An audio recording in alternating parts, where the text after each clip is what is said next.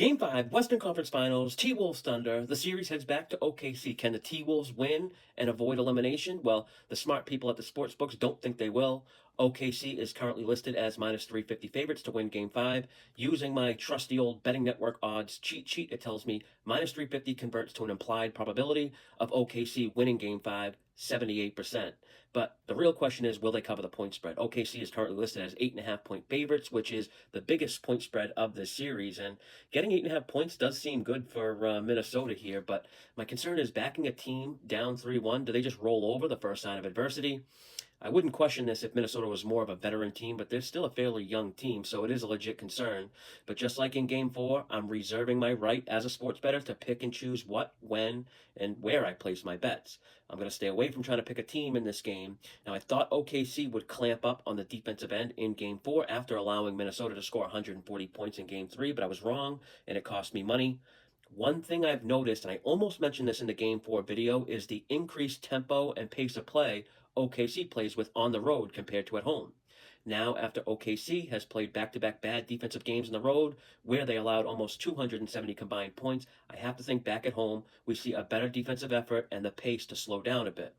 We're seeing the highest total of the series here in Game 5 at 220.5. Just a couple days ago, this total closed 216.5 in Game 3, so I think we're getting a good number, and I bet under 220.5. After 3 straight games going over the total, it's no surprise that as of now, the betting public is pounding the over. Based on the consensus of 5 offshore sports books that report their betting splits, we're seeing 86% of bets on the over, and just over 90% of the money is on the over. That's pretty lopsided. And when analyzing the market, I always tell people to think like a bookie. If you're a sportsbook manager and everyone's betting the over, what would you do? I know what I'd do. I'd adjust the total up higher, but we aren't seeing the sportsbooks do that. We have what I like to refer to as a line freeze, lopsided bets and money on one side, but the line isn't budging. They seem perfectly fine with taking all this over money. Whenever I can check off the market analysis box with the game theory box, it's just all systems go. So going under, I think both the head coaches will kind of put an emphasis on the defensive side after a couple games that didn't have much defense at all. We all know about OKC's #1 rated defense, but when the Clippers got bounced in round 1, the next best defensive team in the playoffs, based on my ratings anyway, was the T-Wolves. So I like the under. And really quickly, I'm going to touch on some player props. I haven't bet any props yet. I don't even know some of the lines yet, but because I expect a lower scoring game with OKC back at home, I am looking towards player prop unders. And if you watch any of my videos, you know I kind of like to apply the zigzag theory to player props. T-Wolves, Jaden McDaniels has been the definition of this. I think it's been 8 games now he's zigzagged over and under points. And he had 22 points last game, so his under might be a good look here. Hopefully his points prop is like 13.5. I'd bet under that. SGA's cousin, Nikhil Alexander Walker, I saw his points prop. I was at 9.5. That might be a good time to sell.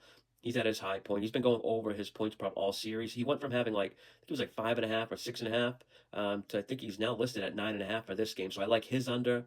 I talked about Hartenstein, his unders early in this series and how I thought he'd be or wouldn't have much of a role in the series with how OKC is going small ball and using Chet as their small ball center.